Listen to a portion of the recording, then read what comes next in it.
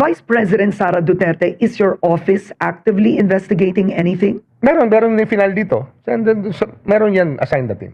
Ano Meron yung din yan. final, sir? Yung confidential funds, DepEd funds? Yung confidential funds was pending before I arrived here. Andiyan na yun. Yung impeachment grounds, pinadala rin dito yun. We look at it. Ano naman yan? Kaya lang impeachable officer yan. So the only choice I have is to really actually bring it to the House and bring it to the Senate. And bring it to the House and tell them, oh, na-archive yung kaso. Pwede nyo na tuloy.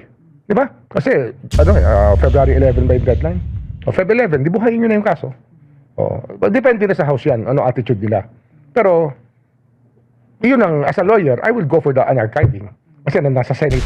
The PCIJ came out with an investigative report that in effect, they claim that from 2023 to 2025, clearly nearly 1.2 trillion pesos in allocable funds. Ilocos Norte, Congressman Sandro Marcos, and 1st District Representative Ferdinand Martin Romualdez, no? Pero paano po ang Pilipino may utang na loob? Kultura po natin yan. Kapag ang sarili ng anak ng Pangulo, we're talking about the President's son, are you saying that you can honestly just not look at it from a point of view? I want you to set the record straight with former DPWH Undersecretary Bernardo. May mga kumakalat na number one, bata mo raw siya. Taong tiwali. Nakita ko naman no sa social media, the supporters of Vice President Sara Duterte, merong clip doon, tinanong ka daw about Martin Sal and tapos sinagot mo ang investigasyon laban kay Sara. Let's talk about... Ano yun? That is not true. That's not I true. never said that. Oo. Never. So hindi totoo yun. AI lang siguro yun. Diba? Now let's talk about Zaldico and his videos. Do you believe them? Parang AI eh. Yung video, Kasi marami yung boses niya parang masyadong hindi, parang ako lang, when I saw many parts of it, parang hindi ako masyadong at home sa mga ginagawa, sa mga sinasabi. but do you believe... Tsaka ang dami kasing cuts eh. Alam mo yan, para maging acceptable yan, dapat dyan, tuloy-tuloy. Dapat yan, walang putol. Dapat dyan, yung ganun talaga, yung talagang offhand sinasabi na walang censorship. Pero pag niredact mo yan, meron ka tinatago. Ano tinatago nila? Pero may mga binanggit si Zaldico. Pero maraming bagay doon na may factual basis. That we're taking the lead on that. Siyempre, Like what, for example? ano yan, alam mo dito, yung mga fact-finding teams, they're all aware of that. And they're not setting aside anything. And they have no instruction to do anything like that. I don't even know many of them in the fact-finding teams. Pero I trust them with the job. This is an institution, Karen. It's not about me. It's about how the institution acts on this problem. But for example, binanggit ni Zaldico na tinawagan siya ni former Budget Secretary Nina Pangandaman, humihingi ang Pangulo ng 100 billion pesos worth of projects. Si allegedly, alam na ni Yusek Adrian Bersamin. Di ba? Yun alam natin ang buong kwentong to. Iniimbestigahan ba ng Office of the Ombudsman, number one, si former E.S. Bersamin, former Budget Secretary Pangandaman? Ongoing. Ongoing. Yes. Pati si Yusek Adrian, Ongoing. Yusek Trijev. Ongoing. Ano yan eh, nasa responsibility namin yan. It's not all about power, it's about responsibility. You cannot set aside anything that will seem to harm the Filipino people.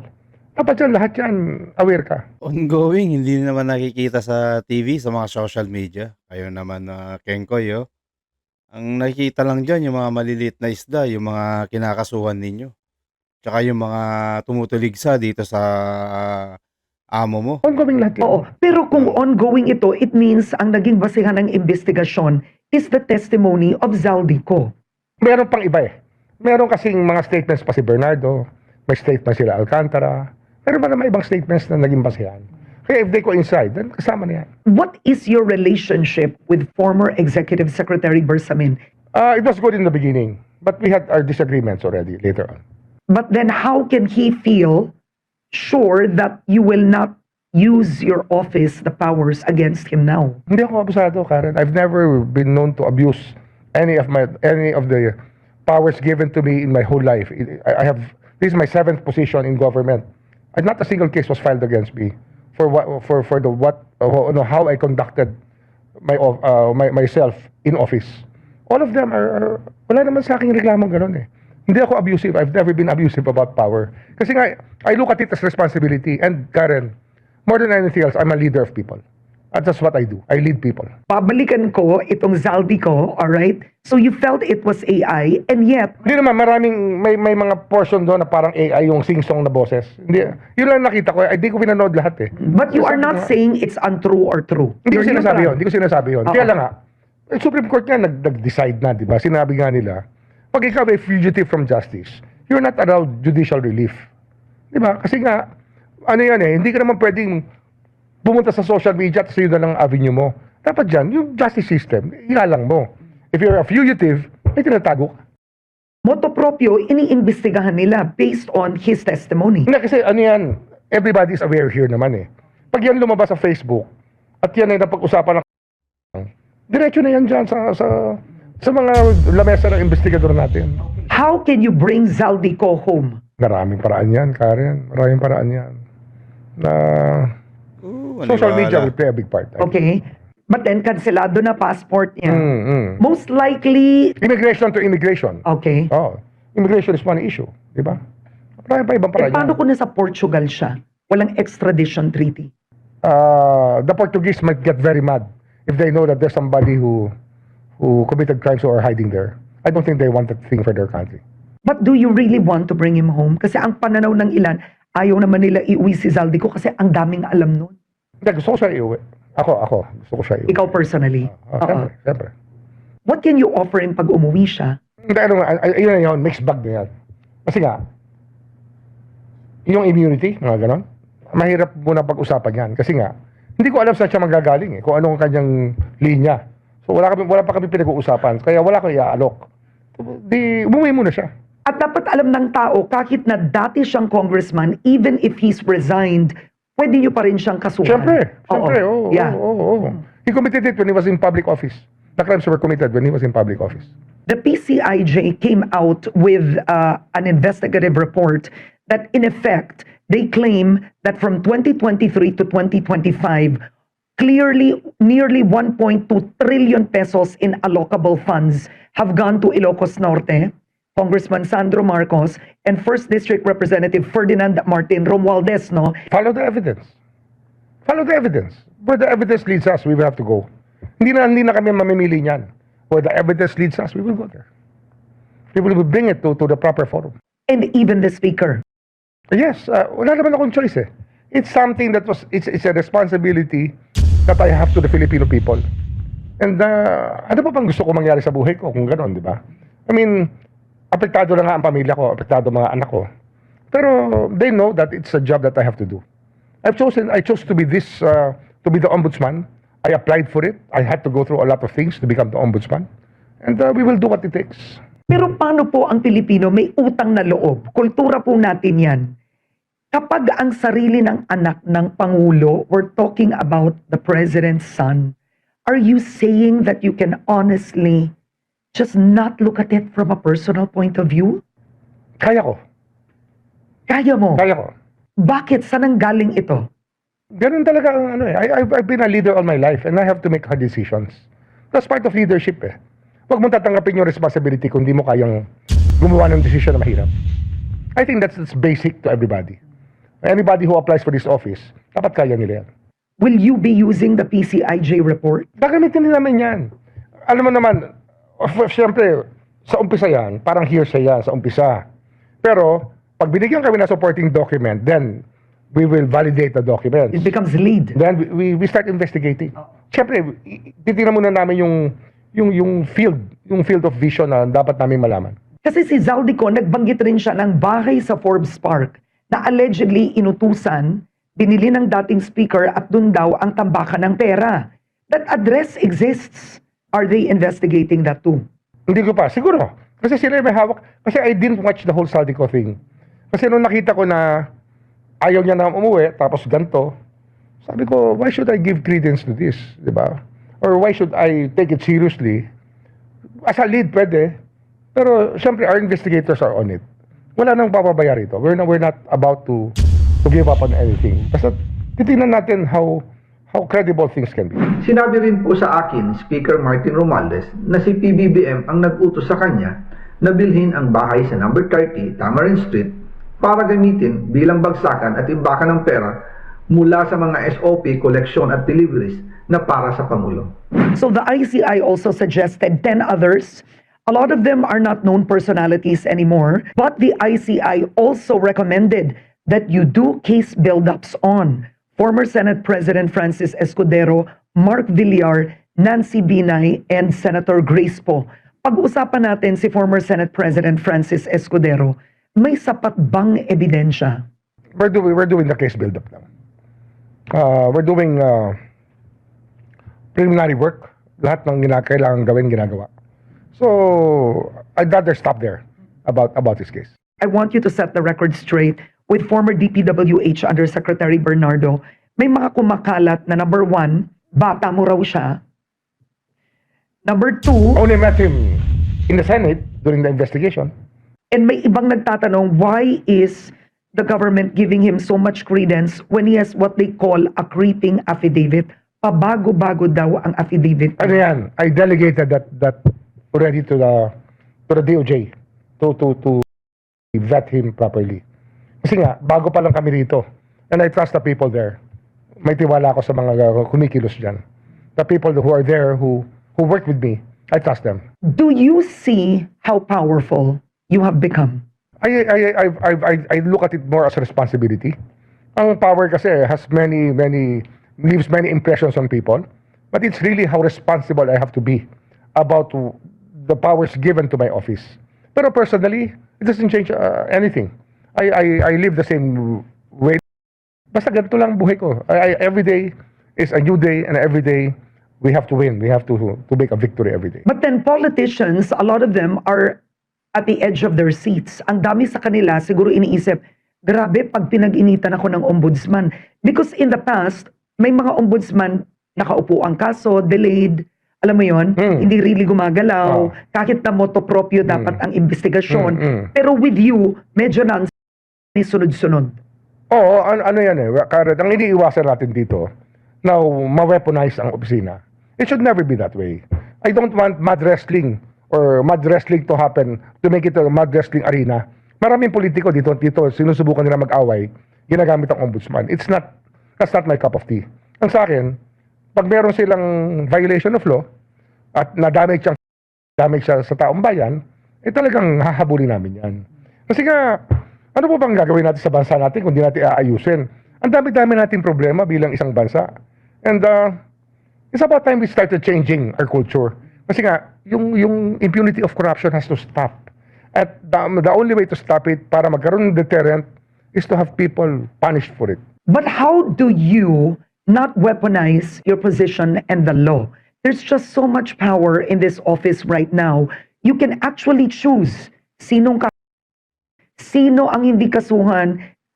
You can choose to turn a blind eye also. That's power. Ano yan, pero very transparent ang proseso namin. I'm talking to everybody, and I'm not evading any question. I think that's the best way to measure what we're doing with the power. We're not avoiding any question. You can ask us anything.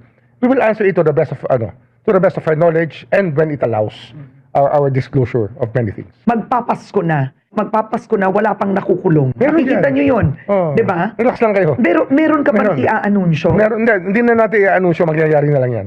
Makikita nyo na lang. Kasi nga, mahirap na magsalita. Warrant of arrest has been issued against Zaldico. Are you saying a warrant of arrest can be issued against senators this Christmas? Posible. That's possible. O baka next week. Sino po, Senator Bong Revilla? Yun ang low-hanging fruit. Tsaka matagal na yan lumabas. At matagal na iniimbestigahan yan. Senator Cheese Escudero, sir. Case build-up pa yan. Case build-up pa yun. Ano yan you have to go with the evidence.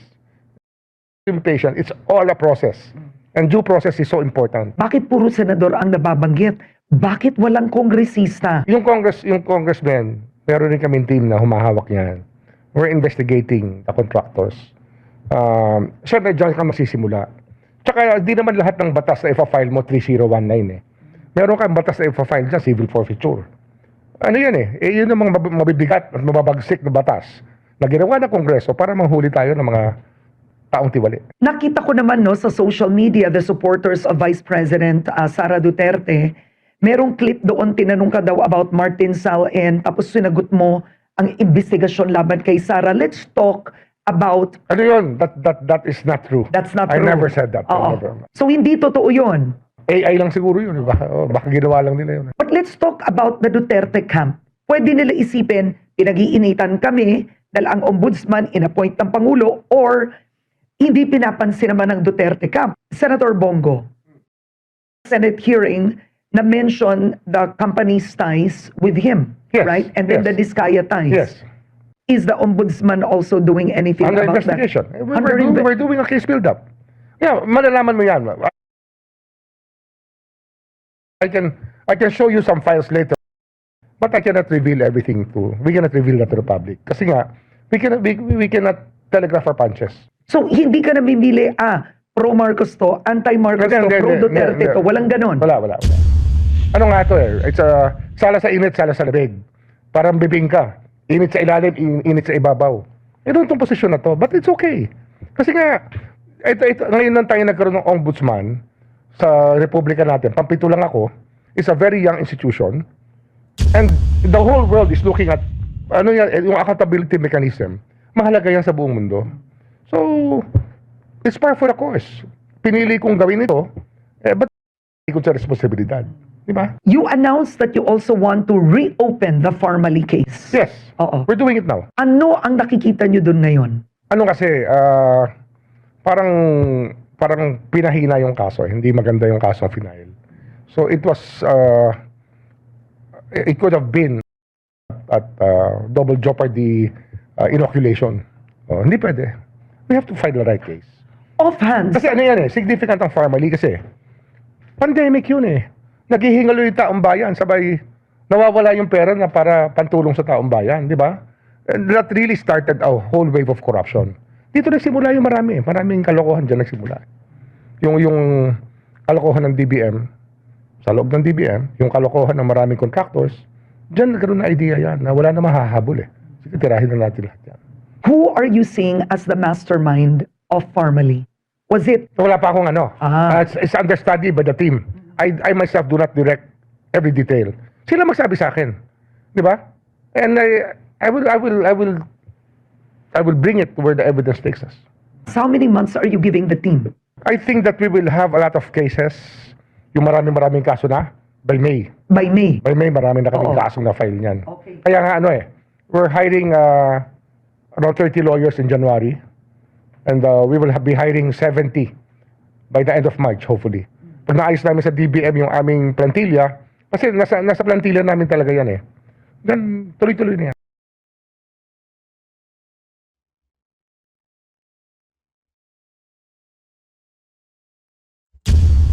Hindi convincing itong si Kenkoy Remulla, mga kababayan, no? Talaga makikita mo pa rin dito yung mga may pagkatikom yung bibig niya pag pinag-uusapan at naikulong itong sila Congressman Romualdez, sila yung mga kaalyado niya, mga kababayan. Talagang ang mamayari pa dito, mga maliliit na isda lang yung ipapakulong nila, mga kababayan. Hindi nila kaya yung nasa mataas na, yung mga congressman, mga ganyan. Nakikinabang kasi itong mga to sa isang financer lang, mga kababayan. Kaya ganyan yung mga yan na nagpoprotektahan yan, mga kababayan. So hanggang dito na lang muna tayo. Maraming salamat po, mga kababayan. Huwag niyo munang kalimutan i-share, like, subscribe lamang po para updated po tayo sa mga kaganapan dito sa ating bansa. Ito po ang News That Matters, mga kababayan. Mag-ingat po kayo palagi. God bless. About the Duterte camp. Pwede nila isipin, pinag-iinitan kami dahil ang ombudsman inappoint ng Pangulo or hindi pinapansin naman ng Duterte camp. Senator Bongo, in the Senate hearing, na-mention the company's ties with him, Yes, right? And then yes. the Diskaya ties. Yes. Is the ombudsman also doing anything Under about investigation. that? We're doing a case build-up. Yeah, malalaman mo yan. I can show you some files later on, but I cannot reveal everything we cannot reveal that to the public. Kasi nga, we cannot telegraph our punches. So hindi ka namimili, pro-Marcos to, anti-Marcos to, Hindi. pro-Duterte to. Walang ganon. Wala. Ano nga to It's sala sa init, sala sa labig. Ka. Init sa ilalim, init sa ibabaw. Ito itong posisyon na to, but it's okay. Kasi nga, ito ngayon lang tayo nagkaroon ng ombudsman sa republika natin, pampito lang ako, is a very young institution. And the whole world is looking at ano yan, yung accountability mechanism. Mahalaga yan sa buong mundo. So, it's par for the course. Pinili kong gawin ito, ba't ako tatalikod sa responsibilidad? Di ba? You announced that you also want to reopen the Farmally case. Yes. Oo. We're doing it now. Ano ang nakikita nyo dun ngayon? Ano kasi, parang pinahina yung kaso. Hindi maganda yung kaso na final. So it was, it could have been an attempt at double jeopardy inoculation. Hindi pwede. We have to find the right case. Offhand, Kasi ano yan significant ang Farmally kasi pandemic yun Naghihingalo yung taong bayan, sabay nawawala yung pera na para pantulong sa taong bayan, di ba? And that really started a whole wave of corruption. Dito nagsimula yung maraming kalokohan dyan nagsimula. Yung kalokohan ng DBM, sa loob ng DBM, yung kalokohan ng maraming contractors, dyan nagkaroon na idea yan na wala na mahahabol Sige, tirahin na natin lahat yan. who are you seeing as the mastermind of Farmally? Was it Wala pa akong it's understudy by the team. I myself do not direct every detail. Sila magsabi sa akin, di ba? And I will bring it where the evidence takes us. how many months are you giving the team? I think that we will have a lot of cases, yung maraming kaso na, by May. By May. By May, marami na kaming Oo. kasong na file niyan. Okay. Kaya nga we're hiring around 30 lawyers in January, and we will be hiring 70 by the end of March, hopefully. Pag naayos namin sa DBM yung aming plantilla, kasi nasa plantilla namin talaga yan Then, tuloy-tuloy na yan. Hanggang dyan nagtatapos tong video na to mga kababayan. Nakita nyo naman yung pahayag ni Kenkoy Remulla na kung saan na makikita mo pa rin yung mga paglilis niya na nararamdaman natin yung mga kanyang pananagot dito na kung saan pinoprotektahan pa rin niya yung kanyang mga amo mga kababayan. Hanggang dito na lang ang News That Matters mga kababayan. Huwag niyong kalimutan isang shares. Like, subscribe lamang po para updated po tayo sa mga balita dito sa ating bansa. Mag-iingat po kayo palagi mga kababayan and God bless.